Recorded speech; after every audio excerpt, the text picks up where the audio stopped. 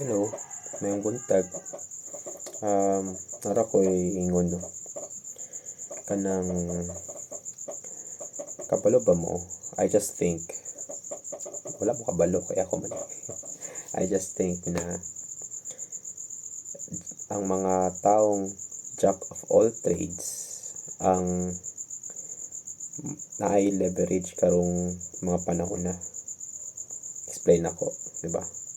So, back in the days, you are always kanang ginainan pa nga you should master a skill or craft. May mo kang specialist, di ba? Doctors, lawyers, um, teachers, mga hawd sila silang craft tanan. And katong mga mga jack of all trades usually or mga generalist usually kay frowned upon kay kuno walay focus bisag unsa ra ginabuhat, which is true, di ba? And kanang walay mali sa pagiging generalist or pagiging specialist. So two different lang na siya, two different kinds of people with kanang unsay gusto nila buhaton, di ba? So para sa ako lang kay karon generalist have the upper hand karon ng mga panahon na because it's because in the race it's because sa AI, no. For example sa tech karon gustohon man nato or dili nato gusto na I mean, I'm a background lang. I'm a web developer. Nako sa kanan na industry for a long time. And gustuhon man nato og kanang dili. Dako kay kanang tabang ang AI karon sa pag code or pagbuhat og code or sa trabaho sa isa ka software developer, web developer. Where in fact kanang na-change niya ang kanang supposed to be unsa ang standards gani. It's not anymore about kanang kung kabalo ba ka sa syntax or wala. It's because ang nahitabo karon kay you just prompt. I mean, admit it, nagagamit ta tanan ni. Nagapangot ako personally kanang ginagamit na ko ang AI to generate a code kanang for example na ako'y kanang imuon na kanang function o basically gina-vibe code na ko pero I make sure na makasabot ko how it runs, di ba? So mo na siya ang murag kanang modern web developers, modern software developers ang ginabuhat nila karon, di ba? Even Spotify ingon silang naggawas like statement, no, na for the past few months daw ang ilang mga developers have wala daw nakasulat og bisag isa ka line of code ang gamit nila AI. They just need to verify o check katong nga code na gigawa sa AI. So murag nahimong ingana ba, and unsay kalibutan na sa kanang pagiging generalist by ang kalibutan mo karon kay dali na lang ka makakuha og information sa daghan kay na mga butang. And being a generalist or being a jack of all trades karon na kay leverage is because naa kay basic knowledge to anything na basically kung jack of all trades ka, kung sa imong interesan tun-an nimo, di ba? So for example ako na ako'y graphic design experience, na ako'y UX UI experience, na ako'y even sound kanang sa pagbuhat og kanang mixes kanang gitun-an na karon recently lang. Before kay nagbuhat-buhat og ringtone, mga side job. Di ba? Nakay touch sa mga basic na butang. So if a client or kanang or someone na kailangan nimong services, dali na lang kayo para sa imuha masabton kung unsa ang kanang context sa ilang problema. It's because you have a touch already sa ilahang kanang sa niche ba, na asa sila gikan. Di ba? Kunyari, sa graphic design, di na lang graphic design para medyo technical. Sa UX UI, di ba? Sa user experience and user interfaces, asay maayo, unsay ka ng maayong approach and blah blah blah. Di ba? Mo ang client nga nagka-problema mi kuha og kanang customers or kanang ang kani sa mo ang kuan, kani sa mong platform kay kanang hinay ang conversion wala ka balongan no, or something nga na, di ba? And kanang ikaw dali lang ka maka get sa context. Siguro kay kuan ang colors nila, or siguro kay kanang naay mali sa placement sa ilang UI, or kanang painful, wala sila ka kuan sa mga pain points sa ilang app or whatever, di ba? So mga ingana ba, or wala sila kabalo kung asa ilang market or ang user unsay ka ng user journey, whatever. So dali na lang ka maka sabot sa context, basta ingana akong pasabot. And kanang since makarelate ka sa daghan kayong butang, dali na mo connect, and with the help of AI samot, di ba, you get the information fast, di ba? So dili na ka kinahanglan nga mosulod pa sa kanang rabbit hole sa usa ka butang na mag-start ka sa kanang sugod jud, kay nana kay basic knowledge, murag nana kay kanang kung sa stairs pa sa mga knowledges, nana kay isa duha tulo ka ang gani nga advantage nga oy naagyanan ako ni naka-work ko ani before, di ba? And mo na imong advantage kung generalist ka. I'm not saying na specialists are kanang dili mas maayo ang this is not a comparison ba na mas maayo ang kanang mga specialist or mas maayo mga generalist compared sa mga specialist. No, I'm just saying na sa karon nang kitang mga generalist natay leverage pod, di ba? Especially ang mga specialist pod napos may leverage sa in their own sa AI, di ba? So unsay ka nang kuan ba? Anyways, I'm talking about kanang jack of all trades or something ana, kay nakabasa ko og kanang post nga murag about self, murag ka nang naga-self sabotage siya siyang self nga kanang I'm jack of all trades, master of none, kanang pirmi ko average, like kanang kabalo ko sa tanan pero dili jud ko mahimong haod. Pero dili ka ana, meaning jack of all trades, master of none, di ba? Iko lang nimo i-change lang nimong narrative ba. You are a jack of all trades and a master of none. Meaning, jack of all trades, you have a lot of kanang things or interest na kabalo ka. No, daghan kag knowledges nga kanang nakay basic knowledge, or kanang kung dili man basic knowledge, kanang let's say intermediate knowledge into a lot of things, di ba? And you can leverage it gani. You can make it an advantage imong self, kay sama sa gingon na kay isa tulo kang ang sa isa ka butang na niche, no, sa isa ka niche. And having a lot of niches or kanang knowledges sa imong arsenal would help you gani understand context sa mga various na mga tasks and kinahanglan sa mga clients sa karong panahon na. And also, master of none, di ba? Means you are continuously learning. It doesn't mean you stop learning tungod kay kuan kanang daghan na kag natun-an or daghan kag ki-touch na mga interest or niche. Pero ako pong gina-consider na kanang kung daghan mo kag ginatun-an man good, or medyo wala ka specialists have their focus man good, no, ma-burn out gana sila nga isa nilang ginatun-an.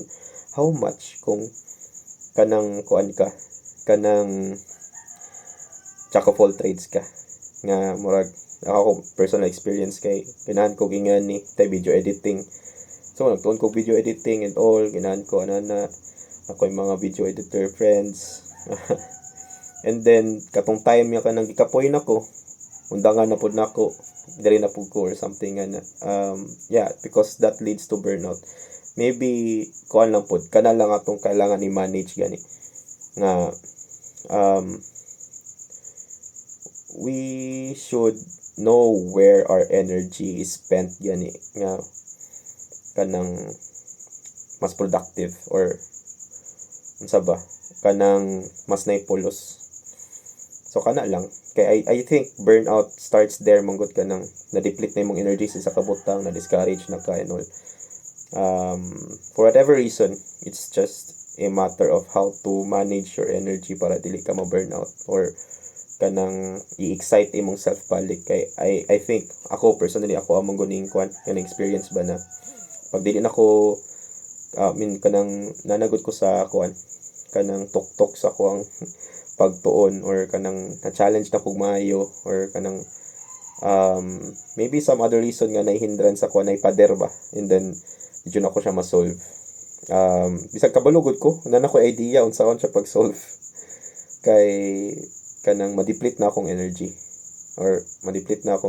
to the point na yeah, it would lead to burnout, and doon dangan ako din ako mangita og way para ngan I think mora na tong i-manage.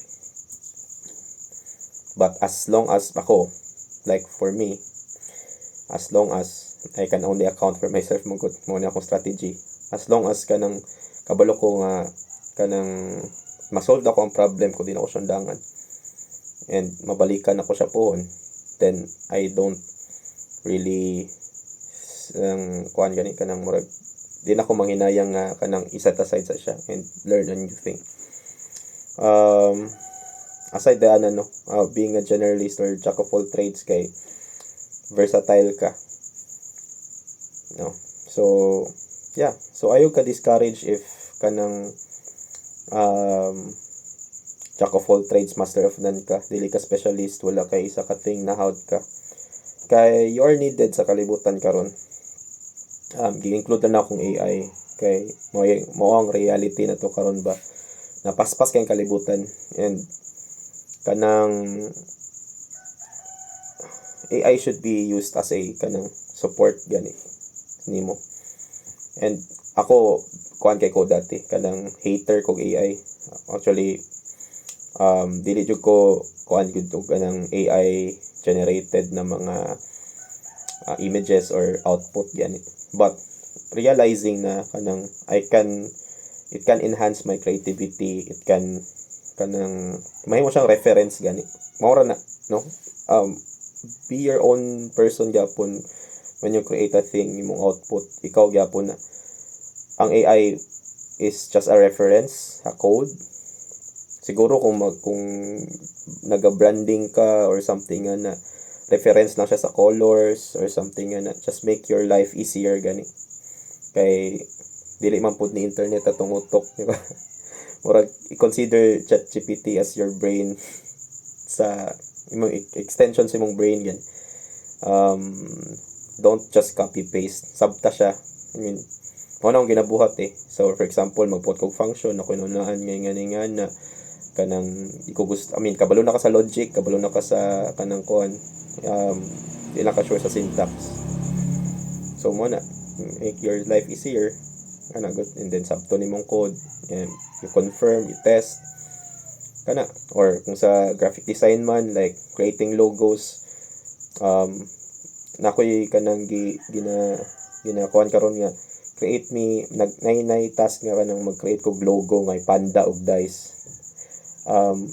Syempre mo kuan gyud mo kog mood board sa Pinterest, but ang pinakasayon pod na way kay i-ChatGPT na ako, tanaw na ko unsa yang itsura, and then imo na ko siyang reference sa akong gusto buhaton na logo or kana. So wala siya, i-include na lang ang AI kay advantage siya kung generalist ka, dali na ka mag-get sa context sa lahat, sa tanan butang. Wala siya, karon mo gud ang kalibutan paspas kayo, and kanang we need to position ourselves as kanang if you want to further enhance your career, you need to position yourself as an expert. Kay probably ang kanang nagpabuhat sa mga client or something na he can just chat GPT it and pwede na siya maingon nga kanang murag na siya basic knowledge siya unsay kanang dapat buhaton, but we know better gani. We should know better. Ang importante kabalo ko sa context. Kay bisag gani sa ChatGPT nagaingon siya nga ChatGPT can be pwede mamali ba. So mo na siya. Ako i-add kay position yourself as an expert o kanang say tawag kalimot ko sa word kaning murag consultant gani kana yang your kanang gahatag ka o kanang though ChatGPT gi-suggest ni ChatGPT pero mas better ni na approach. So it's just a mix of kanang murag traditional o kanang newer approach with the help of AI. So the point of this video is just to say na dili bad thing ang mahimong jack of all trades. Nalang kay kailangan i-manage. Dili pud bad thing mahimong specialist, but I'm stressing out for the people na who feel bad na dili sila hawd sa isa ka butang pero daghan sila interest. Don't be too harsh sa imong self just because kanang daghan kag interest. Just a person nga gusto magtuon o it's good kanang nakay pulo sa kalibutan. You are needed, no? Muna akong gusto i-stress out because I am that person who believes nga ingana ko. Muna akong label sa akong self for a long time. I'm a jack of all trades, master of none. Wala ko i-focus and all. It turns out that nalang ko'y kailangan i-manage. Which is correcting that belief system na kuan kanang ingana ba na dili ko na kailangan nalang jud ko'y kailangan i-manage. And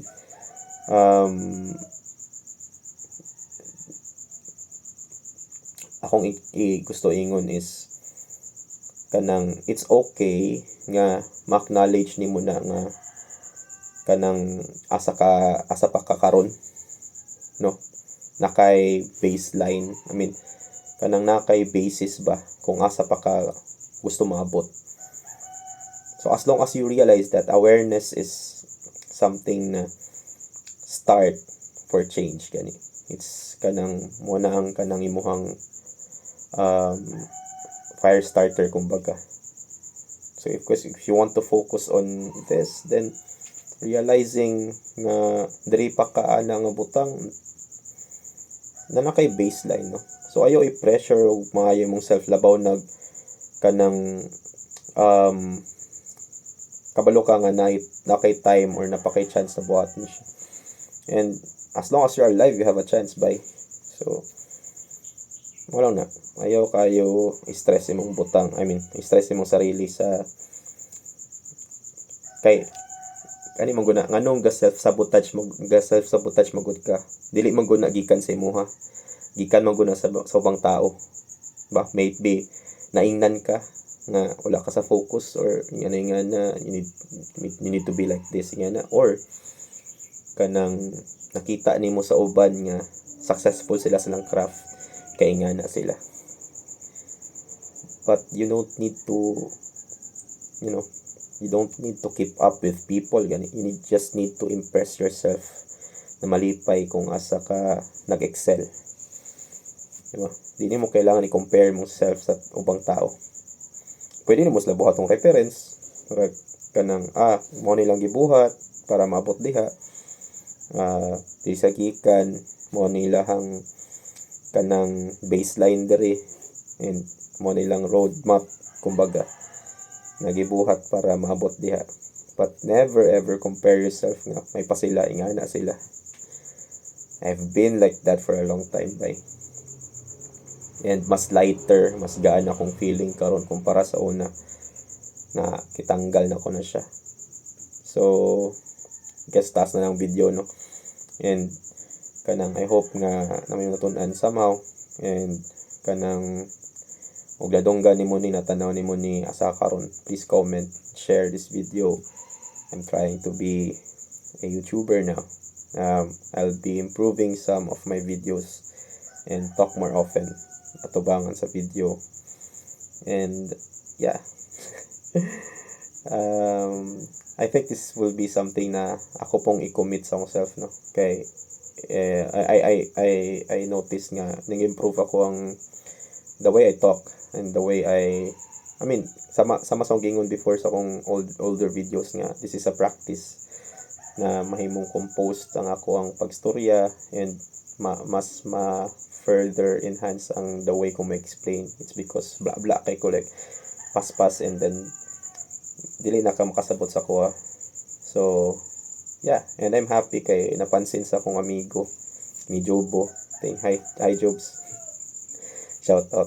And kanang na nag-improve. Diya mo na to, bay. Nagbabay na kung tawa, no? But moro to, don't be harsh to yourself, and bye. See you sa next video.